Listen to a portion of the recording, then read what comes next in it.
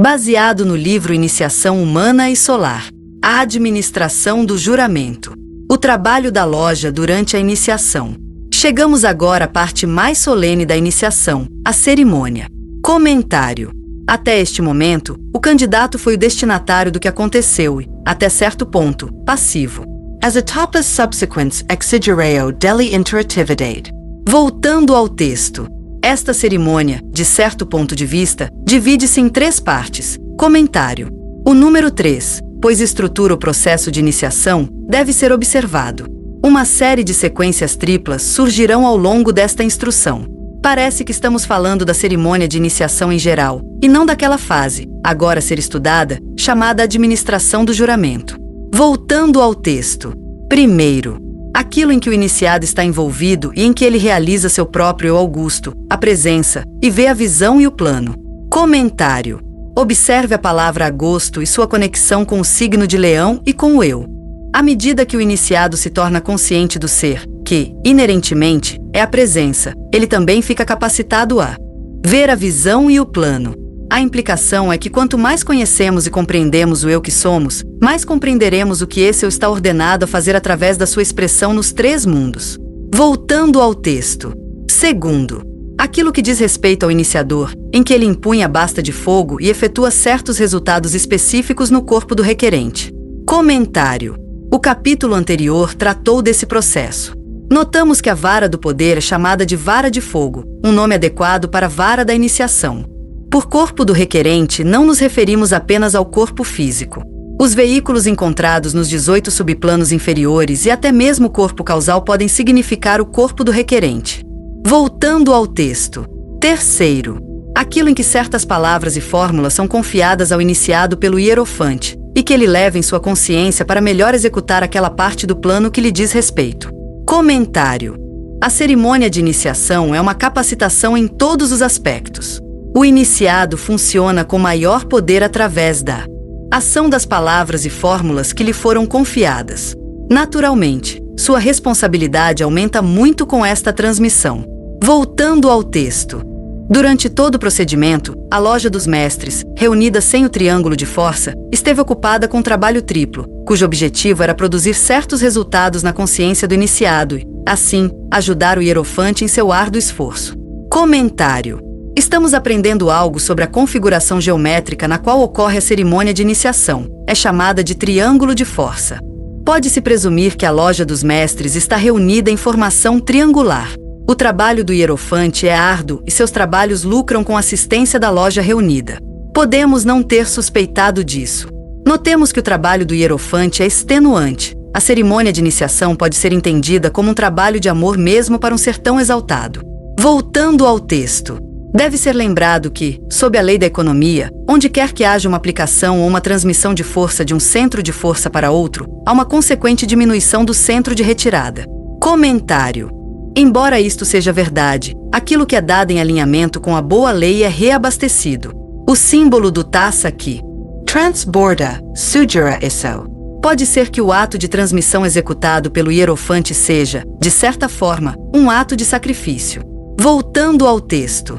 Esta é a base dos horários e estações estabelecidos em conexão com a cerimônia de iniciação.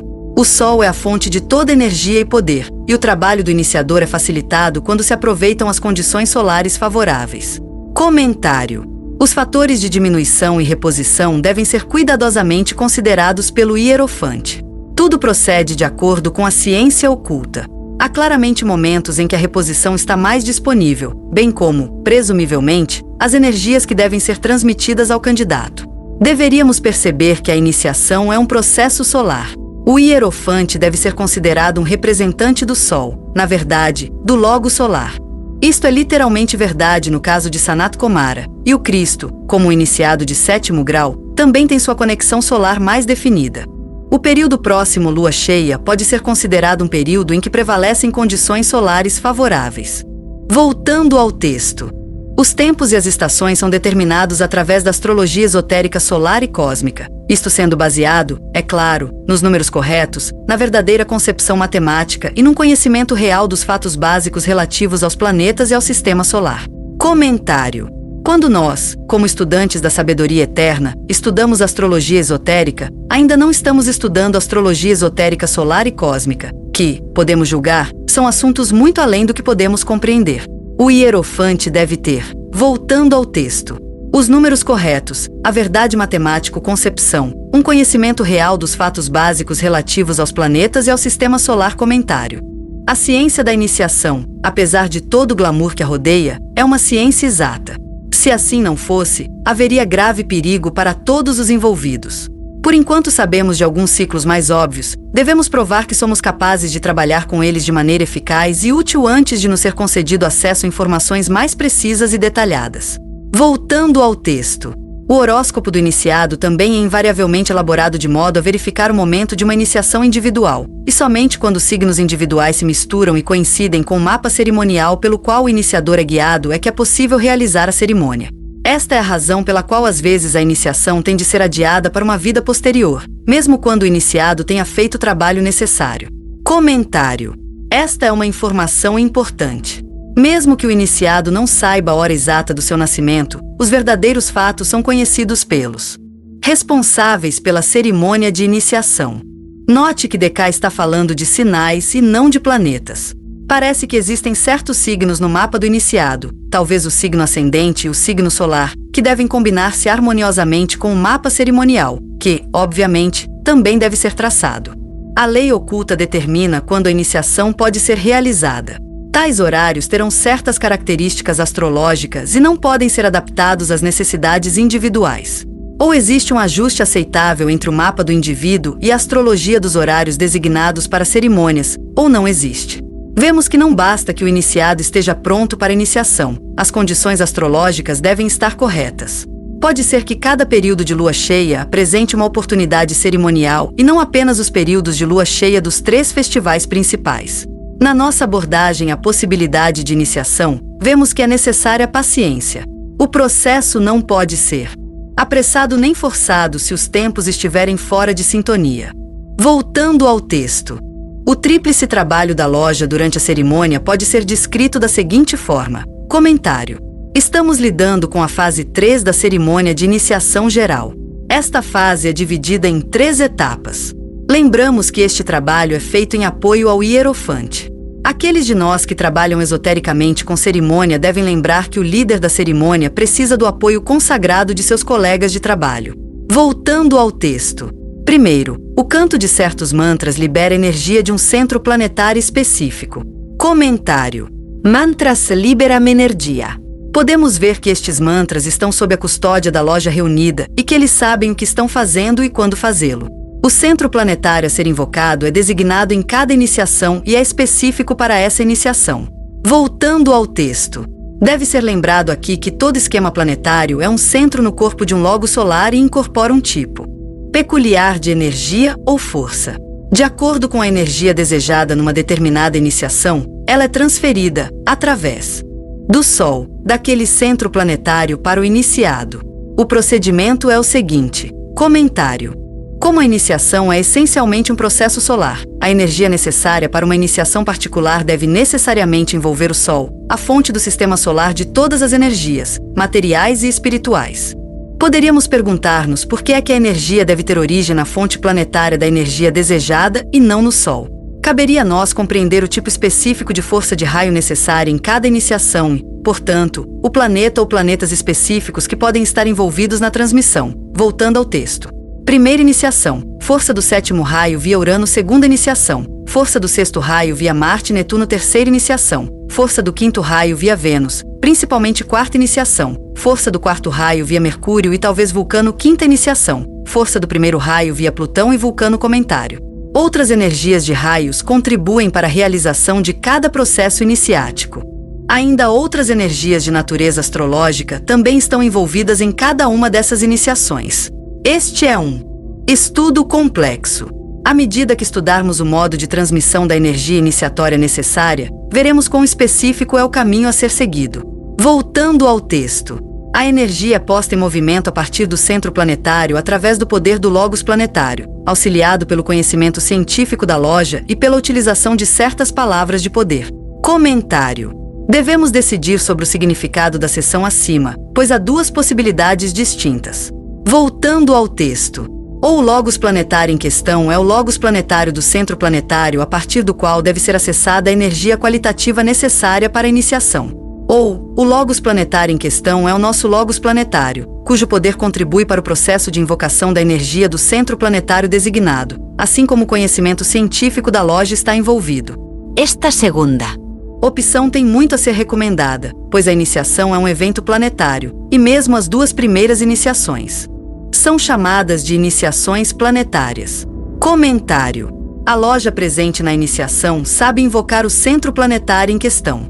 Isto significará que, provavelmente através da agência do nosso próprio logos planetário, a loja está contatando o logos planetário que informa aquele centro planetário específico. A loja usa conhecimento esotericamente científico para fazer isso. As palavras de poder envolvidas devem ser estupendamente poderosas. Podemos começar a ver a iniciação não apenas como um processo planetário, mas como um processo interplanetário. Voltando ao texto. Dali passa para o Sol, onde se mistura com a energia solar pura. Comentário. O caminho percorrido pelas energias pode parecer incomum, pois o Sol tem uma potência maior do que qualquer fonte planetária, e certamente todas as potências necessárias já residem no Sol, ou melhor, no logo solar e na sua expressão através do Sol. Não sabemos exatamente o que Descartes quer dizer com energia solar pura. Talvez seja de natureza prânica. A mistura cria uma fusão de energias transformadoras, isto é, solares, e transfiguradoras, isto é, planetárias. Confronte com a 610, diagrama 4, voltando ao texto. É transmitido do Sol para aquela cadeia específica em nosso esquema terrestre que corresponde numericamente ao esquema planetário originário específico. Comentário. Isto significa que a transmissão das energias fundidas e combinadas não é necessariamente direta para a cadeia e o globo no qual o iniciado pode estar realizando a iniciação. Suponhamos que o iniciado esteja recebendo a segunda iniciação, ou Marte ou Netuno, como centros planetários. Seriam invocados pela loja, e talvez ambos. A energia planetária passaria para o Sol, misturaria-se com a energia solar. Pura e daí seria transmitida às cadeias de Marte e ou Netuno do esquema terrestre antes de ser transmitida à cadeia terrestre e ao quarto globo. Voltando ao texto. De lá é transferido para o globo correspondente e daí para o planeta físico denso. Comentário. Parece que nesta descrição, assumindo que estamos lidando com a iniciação de um ser humano no planeta Terra, falta um passo, a saber, a transmissão para a quarta cadeia onde o planeta físico denso, no qual vivemos, será encontrado. Pensaríamos que da cadeia de Marte e ou Netuno do esquema terrestre, a energia passaria, neste caso, para o globo predominantemente de sexto raio da cadeia terrestre e daí para o quarto globo que os tibetanos chamam de planeta físico denso, embora contenha dimensões que não são estritamente físicas. Voltando ao texto. Através do uso de um mantra específico, o iniciador concentra energia em seu próprio corpo, usando tanto como estação receptora quanto como estação transmissora. Comentário. Antes que a energia chegue ao iniciado, o iniciador intervém concentrando a energia transmitida através do seu próprio corpo. Podemos ver que os mantras são usados na invocação, pela loja e, claro, pelo hierofante, e também com o propósito de focar. Voltando ao texto. Eventualmente chega ao iniciado, através do triângulo e dos patrocinadores. Comentário. Estamos recebendo uma ideia clara das muitas fases pelas quais passa a energia necessária antes de chegar ao iniciado. Para o bem da segurança do iniciado, a energia original deve ser reduzida consideravelmente. O que isto pode significar em termos técnicos, não sabemos, mas compreendemos o princípio geral envolvido. Tanto a loja, em formação triangular, quanto os patrocinadores de cada lado do iniciado funcionam como transformadores redutores. A principal responsabilidade pela redução e ajuste de tensão recai, é claro, sobre o hierofante. Se adicionarmos o hierofante a esta imagem, teremos um triângulo dentro de um triângulo ou, pelo menos, dois triângulos. Voltando ao texto. Será evidente, portanto, para o estudante que quando o iniciador é o Senhor do mundo, ou reflexo físico do logos planetário do nosso esquema, a força chega mais diretamente ao iniciado do que nas duas primeiras iniciações, onde o Bodhisattva é o hierofante. Somente na terceira iniciação o iniciado estará em condições de receber força planetária direta. Comentário. O Senhor do Mundo, Sanat Kumara, é descrito de muitas maneiras, todas verdadeiras de uma determinada perspectiva. Aqui, em vez de ser descrito como a alma do logos planetário, ou como a personalidade desse grande ser, ele é descrito como reflexo físico do logos planetário. As duas primeiras iniciações são relativamente protegidas, guardadas ou veladas, em comparação com a terceira e as posteriores. Nas duas primeiras iniciações, o Bodhisattva serve como intermediário entre o Senhor do mundo e o iniciado. Embora a terceira iniciação seja a primeira iniciação solar, é também a primeira das iniciações em que o iniciado pode receber força planetária direta. Comparada com a quinta iniciação, a terceira iniciação é muito protegida, pois somente na quinta iniciação o iniciado vê o Senhor do mundo face a face. Voltando ao texto. Segundo, a concentração empreendida pela loja ajuda o iniciado a perceber dentro de si os vários processos pelos quais passa. Comentário. Podemos ver como a consciência dirigida da loja aumenta a qualidade e a percepção da consciência do iniciado. Devemos lembrar-nos disto quando pensamos no efeito da nossa consciência sobre a consciência de outra pessoa, ou no efeito da consciência de um grupo de seres humanos sobre outro ser humano. Um ponto mais alto de tensão provoca a elevação de um ponto mais baixo de tensão. Voltando ao texto. Isto é conseguido trabalhando definitivamente em seu corpo mental, estimulando assim todos os átomos, através do poder de pensamento unido dos mestres. Comentário. As iniciações das quais estamos falando são chamadas iniciações maiores de manas, confronte com TCF 336-337. As três primeiras iniciações, e provavelmente aspectos da quarta, ocorrem nos planos mentais superiores dentro do corpo causal, especificamente, o segundo subplano. Podemos ver o que realmente é um processo mental, o processo de iniciação. O corpo mental, incluindo, ao que parece, o corpo mental inferior do iniciado deve ser estimulado. Esta é a responsabilidade dos mestres, aplicando seu poder de pensamento unido. Novamente, o que pensamos tem um efeito muito definido sobre aqueles com quem contatamos. Voltando ao texto. O trabalho de apreensão é assim diretamente auxiliado. Comentário. O poder de pensamento do iniciado é reforçado e sua capacidade de apreensão através de um ponto de tensão intensificado é aumentada. Voltando ao texto. Esta concentração não se assemelha de forma alguma à sugestão hipnótica, ou à poderosa impressão de mentes mais fortes sobre as mais fracas. Comentário. Esclarecimento útil. Os membros da Loja Branca não trabalham desta forma. Os poderes inerentes ao iniciado nunca devem ser subjugados por forças externas. O candidato iniciado, interiormente, já é o iniciado, e aquilo que ele é inerentemente precisa ser extraído. Voltando ao texto. Assume a forma de uma meditação extenuante por parte dos mestres iniciados reunidos nas realidades envolvidas e no ser. Comentário. O mestre não obriga. Meditam sobre certas realidades e sobre o eu. Assim, o campo de pensamento, ao qual o iniciado tem acesso durante a cerimônia de iniciação, é intensificado. Novamente, notamos a natureza extenuante da iniciação. A cerimônia de iniciação é uma tarefa árdua para o hierofante, e aqui aprendemos, também para a loja de mestres participante. Já notamos quantas vezes o mestre DK usa a palavra extenuante, como fez o Buda. Há 10 referências a extenuante no CD-ROM da AB e vale a pena considerá-las. Novamente, a lição a ser derivada. Por meio de nossas meditações, podemos afetar os outros de maneira poderosa. Voltando ao texto. Através da força assim liberada, o iniciado é capaz de transferir mais facilmente sua consciência do não-eu para a essência divina com a qual ele está imediatamente envolvido. Comentário. A loja libera a força necessária para que o iniciado consiga a necessária transposição de consciência. Começamos a ver que a iniciação é um grande ato de abstração. A consciência é abstraída de suas preocupações habituais e focada nos essenciais divinos. Se quisermos nos tornar iniciados antes de sermos iniciados, e isso é um requisito, nosso poder de nos concentrar nos aspectos divinos essenciais enquanto estamos em meio a muitas distrações deve crescer. Voltando ao texto. O poder de pensamento dos mestres consegue bloquear a vibração dos 3 mundos e permite ao requerente literalmente deixar para trás todo o passado e ter aquela visão de longo alcance que vê o fim desde o início e as coisas do tempo, como se não fossem. Comentário. Este é um pensamento incrível. Podemos ver o quanto o passado deve interferir na cognição dos essenciais divinos. O processo sugere uma transição do Saturno inferior para Júpiter, o planeta da visão. Júpiter também está associado àquela razão pura ou razão inclusiva que vê o fim desde o início. As coisas do tempo, é claro, sugerem Saturno inferior, senhor do tempo, cujo efeito é obliterado pela loja dos mestres que atua como Sol.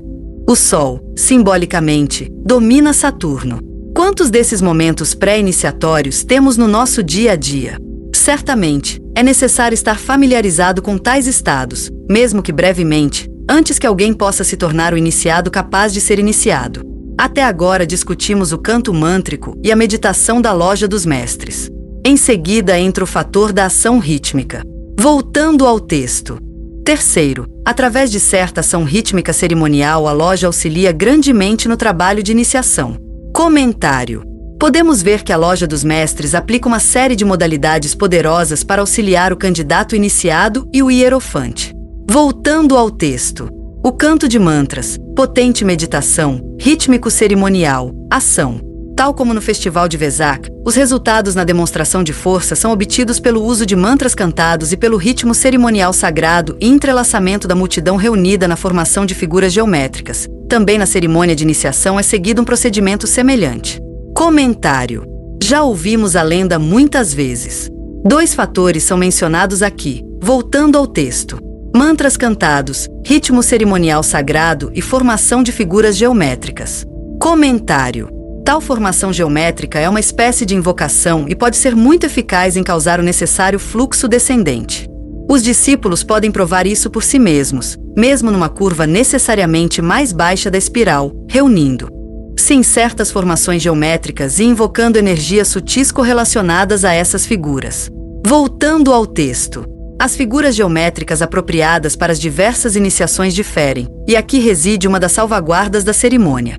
O iniciado conhece o valor definido para sua própria iniciação, mas nada mais. Comentário.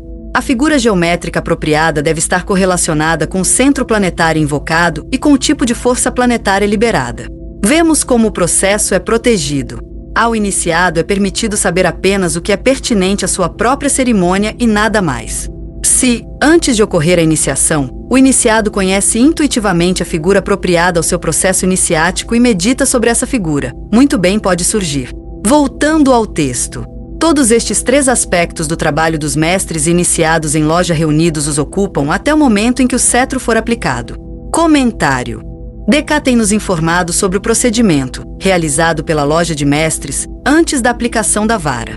Todos estes métodos resultam numa invocação das energias necessárias à iniciação e no necessário afinamento da consciência e dos veículos do candidato iniciado para que ele possa beneficiar-se da aplicação da força pelo hierofante. Voltando ao texto. Através da sua aplicação, o iniciado torna-se membro da loja, e todo o cerimonial muda então, antes da prestação do juramento e da revelação da palavra e do segredo. Comentário. Isto é significativo. A aplicação do cetro faz do iniciado um membro da loja. A aplicação, então, é o ato decisivo e sinaliza a progressão. DK está falando apenas da primeira iniciação ou da terceira? Parece que qualquer iniciado além da primeira iniciação já é membro da loja, portanto, não precisa tornar-se membro. Muito depende de quando começa a verdadeira adesão à loja. Alguns poderiam dizer que começa apenas na terceira iniciação. De qualquer forma, o tibetano está discutindo uma mudança qualitativa na cerimônia de iniciação a partir do momento em que o cetro do poder é aplicado. Após a aplicação, os 2 processos restantes são, voltando ao texto, prestação do juramento, a revelação da palavra e do segredo. Os patrocinadores recuam de cada lado do iniciado e ocupam seus lugares nas fileiras, enquanto os 3 budas de atividade, ou seus representantes nas 2 primeiras iniciações, tomam sua posição atrás do assento do hierofante. Comentário. Recebemos uma descrição técnica dos arranjos do pessoal cerimonial após a aplicação da vara. Os patrocinadores fizeram o seu trabalho. O iniciado recebeu, através de sua intermediação, o apoio energético antes da aplicação do cetro e a proteção e estabilização necessárias durante essa aplicação. Nada foi dito sobre os representantes dos Budas da atividade antes deste momento. De que natureza podem ser? Mais adiante no texto, a sugestão de que eles podem ser os 3 grandes senhores, o Manu, o Bodhisattva, ou um Shoan substituindo o e o Mahashoan. Somos informados de sua colocação adequada nesta fase da cerimônia de iniciação. Os representantes dos 3 Budas da atividade ficam atrás do Bodhisattva neste ponto durante as 2 primeiras iniciações. Os 3 Budas da atividade, eles próprios, estão atrás do Senhor do Mundo neste ponto da terceira iniciação e, ao que parece, em iniciações além da terceira. Assim, após a aplicação do cetro do poder, há uma mudança definitiva de vários participantes cerimoniais. Voltando ao texto. Os membros da loja são agrupados de forma diferente, e os iniciados do mesmo grau do candidato recém-admitido colocam-se ao seu redor e auxiliam na parte final da cerimônia. O restante dos iniciados e adeptos estão em seus vários graus. Comentário. Há neste ponto uma diferenciação dos membros da loja. Irmãos do mesmo grau reúnem-se em torno do recém-iniciado.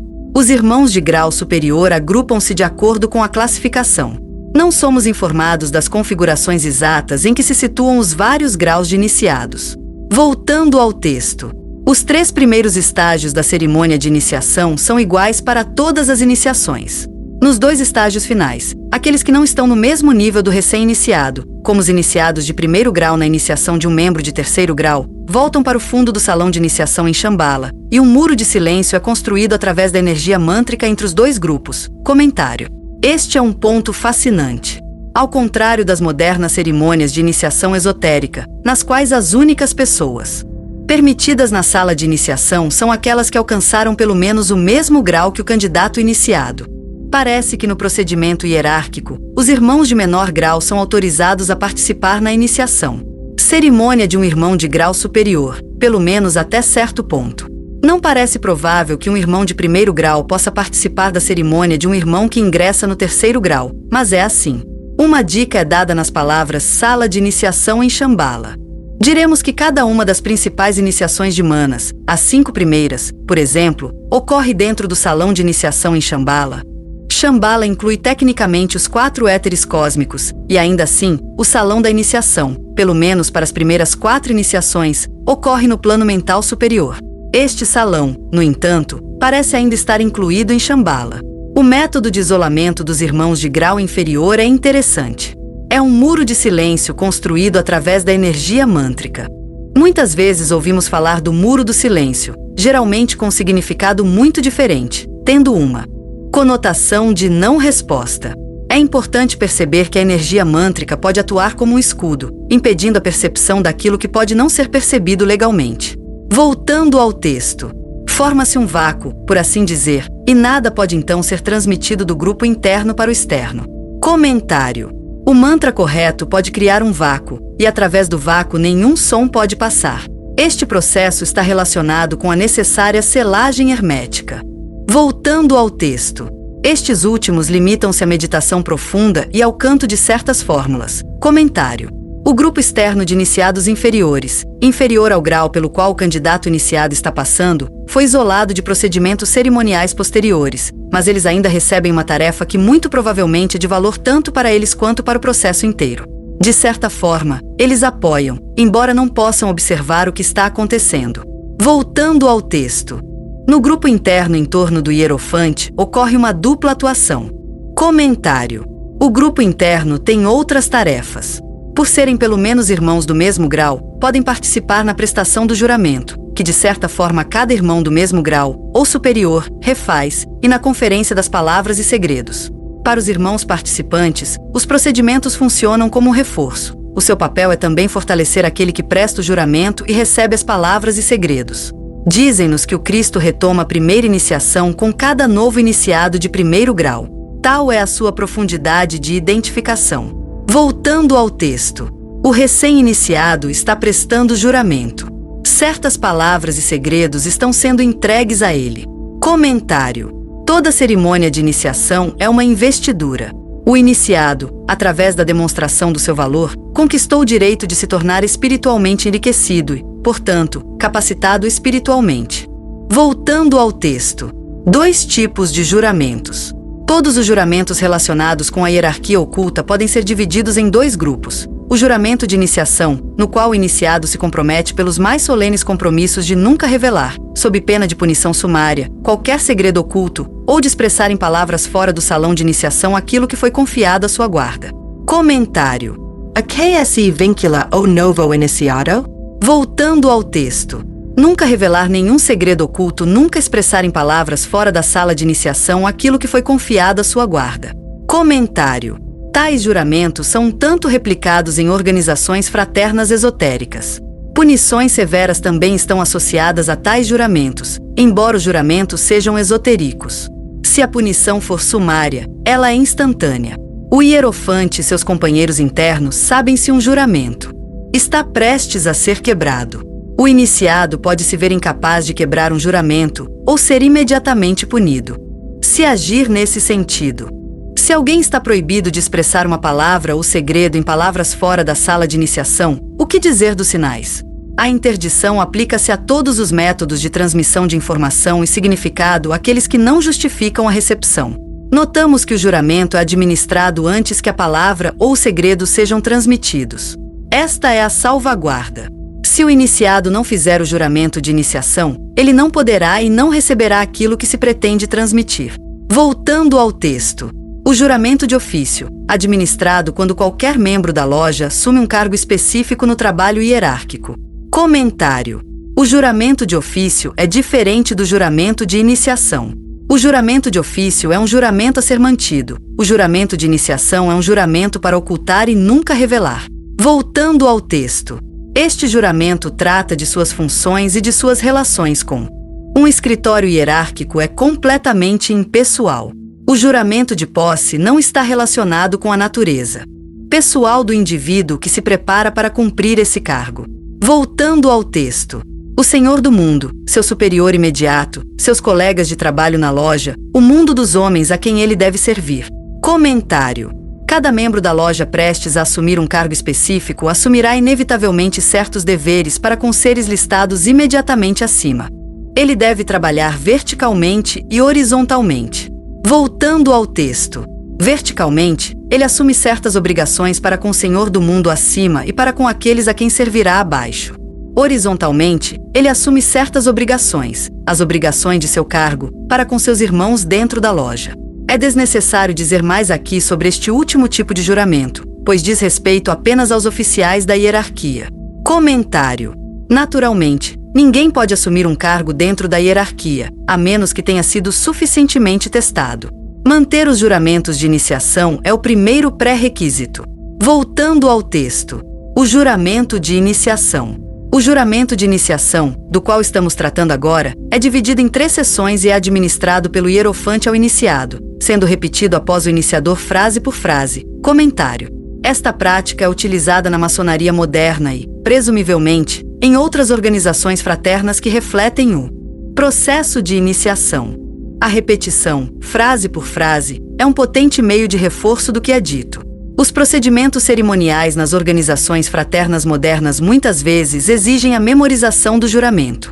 Algo semelhante à memorização também deve ser necessário no que diz respeito ao juramento de iniciação.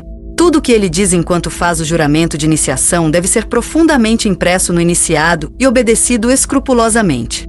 A cerimônia de iniciação em geral é dividida em 3 sessões, e esta fase específica da cerimônia, o juramento de iniciação, também é dividida em 3 sessões. Voltando ao texto. É pontuado em vários pontos pelo canto, por iniciados do mesmo grau, de palavras em senso equivalentes a assim seja. Comentário. Os iniciados do mesmo grau contribuem poderosamente para o reforço do juramento de iniciação na consciência do iniciado. Mantras com o significado de então deixe estar têm um efeito impressionante. Novamente, vemos o processo de grupo em ação. Os irmãos do grupo do mesmo grau participam plenamente na assistência ao novo iniciado. Voltando ao texto. As 3 divisões do juramento podem ser descritas aproximadamente como uma frase solene que incorpora o propósito que atua o iniciado, um protesto quanto à sua atitude de vontade imutável e uma declaração solene quanto à sua realização, juntamente com uma promessa de não revelar nenhuma parte do propósito realizado, exceto na medida em que sua realização diária, vida no mundo dos homens e o seu serviço à raça irão proclamá-lo. Isto envolve um juramento de sigilo a respeito da parte revelada do plano logóico visto na revelação da visão. Comentário. Esses parágrafos são muito importantes. Vamos dividi-los em tabulações para melhor assimilação. O iniciado que faz o juramento de iniciação enuncia uma frase solene que incorpora. Voltando ao texto. O objetivo atuação ele seu imutável atitude de vontade, uma declaração solene quanto à sua realização, uma promessa de não revelar nenhuma parte do propósito realizado, exceto quando seu serviço e sua vida o proclamarem. Sigilo a respeito de qualquer parte do plano logóico que lhe possa ter sido revelado. Comentário. A vida e o serviço do iniciado proclamam. O iniciado nunca se proclama. Poderíamos dizer que esta divisão do juramento de iniciação diz respeito ao Dharma. Por estar associado à vontade e ao propósito, parece carregar a qualidade do primeiro raio. Voltando ao texto. Um empreendimento de natureza profundamente solene a respeito de sua relação com seus outros eus, a loja da qual ele é membro e os eus dos homens em todos os lugares. Isto envolve a sua atitude para com seus irmãos de todos os graus, e inclui também um compromisso sério de nunca revelar a verdadeira natureza do aspecto do eu, tal como lhe foi mostrado na iniciação. Isto inclui um juramento de sigilo quanto à relação realizada do Logos solar com o Logos planetário, e do Logos planetário do nosso esquema com o próprio esquema. Comentário. A segunda divisão diz respeito à Sangha, ou à Irmandade, até certo ponto, ao que poderíamos chamar de Eu Buda. A hierarquia é a grande fraternidade branca, e para cada iniciado recém-formado, existe uma forma adequada de se relacionar com a Irmandade e seus irmãos. É interessante que a natureza do ser, tal como foi revelada ao iniciado, não pode ser revelada. Alguns dos mistérios mais profundos da iniciação dizem respeito, precisamente, ao eu. De que iniciação estamos falando? Parece que algo da relação do Logos solar com o Logos planetário e do Logos planetário com seu esquema é revelado em cada iniciação. O iniciado compromete-se solenemente a não revelar essas realizações. Tais realizações podem ser, talvez, discutidas discretamente, se for para um bom propósito, entre irmãos de grau semelhante ou com irmãos de grau superior, mas para aqueles de grau inferior elas não podem ser divulgadas. Podemos ver que esta segunda fase do juramento de iniciação diz respeito ao mistério da individualidade, bem como ao mistério da fraternidade. A segunda divisão parece carregar qualidades tanto do segundo como do primeiro raio, isto é, relaciona-se com a Irmandade, segundo raio, e com o Ser, primeiro raio. Voltando ao texto.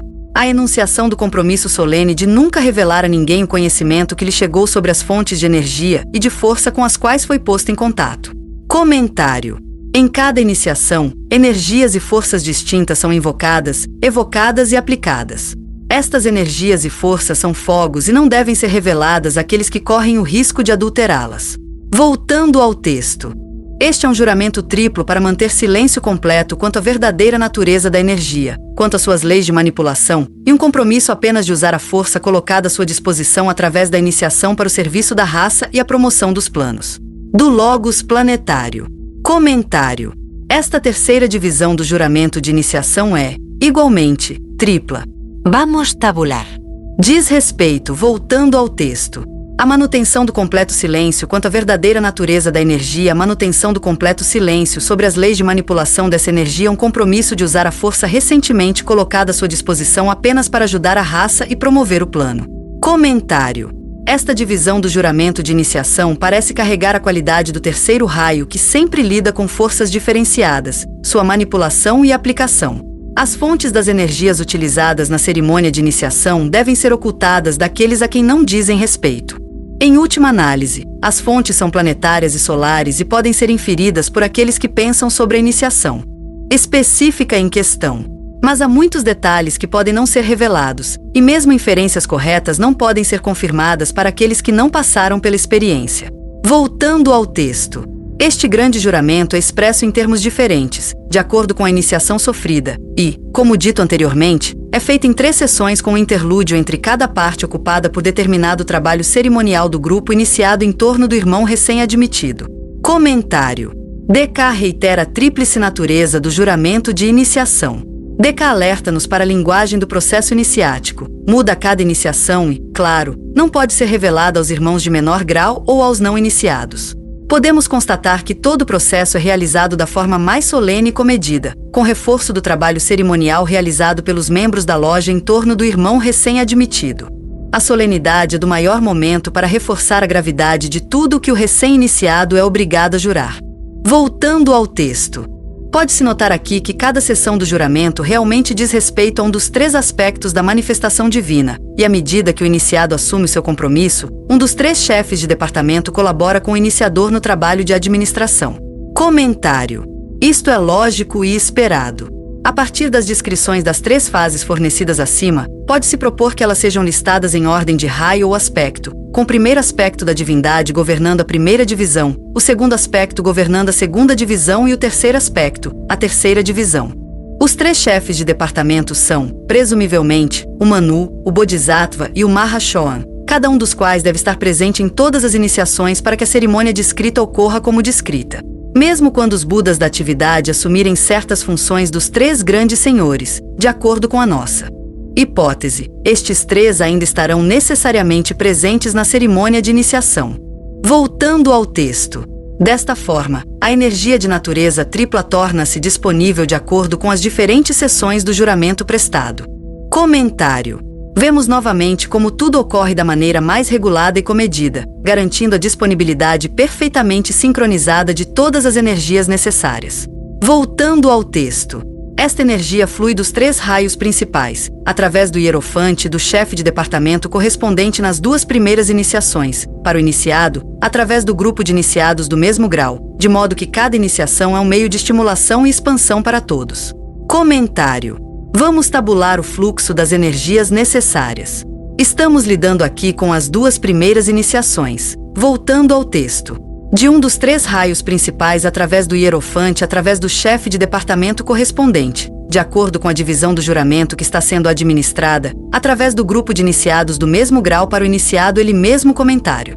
Vemos que a cerimônia de iniciação não é meramente uma doação de muitos para um, mas que todos os presentes beneficiam do processo da cerimônia. Voltando ao texto. Nas 5 iniciações finais, a força flui através dos 3 Budas da atividade, em vez dos chefes de departamento. Comentário.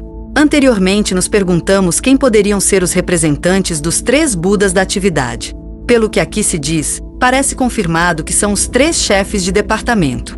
Quais são as 5 iniciações finais? As 2 primeiras iniciações foram apenas mencionadas e depois, as 5 finais. Podemos assumir que são o 3º, o 4º, o 5º, o 6º e o 7º? Parece provável. Os Budas da atividade estão envolvidos em todos estes 5. Sanat Kumara também pode ser, mas na 6ª e na 7ª iniciações, seu lugar é ocupado por outros hierofantes, uma grande existência sem nome, e na 7ª, o próprio Logos planetário. Voltando ao texto. Pode ser interessante salientar aqui que durante esta parte da cerimônia o grupo é banhado em cores, correspondendo ao tipo de energia e ao seu esquema planetário originário, e é trabalho do iniciador colocar o iniciado em contato com esta energia. Comentário. Cada qualidade planetária é representada por uma cor. Os seguintes podem ser exemplos. Voltando ao texto. Violeta para o 7º raio e a primeira iniciação. Rosa para o 6º raio e a segunda iniciação. Índigo para o 5º raio e a 5ª iniciação. Amarelo para o 4º raio e a 4ª iniciação. Vermelho, ou talvez laranja, para o 1º raio e a 5ª iniciação. Comentário.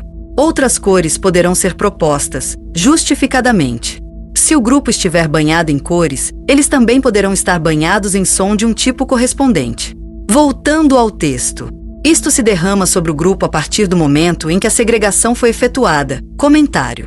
A segregação significa a retirada dos irmãos de menor grau para trás do muro do silêncio e o agrupamento dos restantes irmãos de acordo com o grau. Voltando ao texto. É provocado pelo iniciador usando certas palavras e elevando seu cetro de poder. Comentário. Este momento parece ser a 2ª vez na cerimônia de iniciação quando o bastão é usado. Voltando ao texto. Os 3 Budas da atividade, que são os grandes centros de energia do nosso planeta, então tocam a ponta do cetro com seus bastões de ofício. Uma certa palavra mística é pronunciada conjuntamente por eles, e o aguaceiro começa.